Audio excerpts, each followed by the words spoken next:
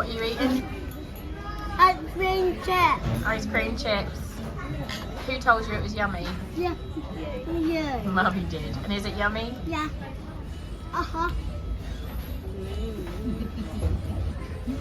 You don't want to try it? No.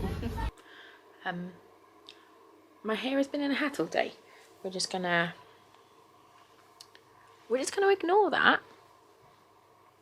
Just ignore that. It is 6 o'clock. I have filmed very little today, a tiny bit, on my phone earlier on at McDonald's. Mum was here. I had Ari off school today because of the strikes. Fox was in half day, Mika was in all day. I just felt like crap all day really. My mum was here, we went for lunch, and then I came home. So I just feel rubbish. So I haven't filmed anything. Very tired and my throat hurts. And I've got something gross on my ear. I'm gonna have a bath in a bit. And see if I can make some plans for the weekend. The kids are going to Ben's. I'm taking them tomorrow night after school. And then they're spending all day with Ben, and he's going to bring them back just before dinner on Saturday.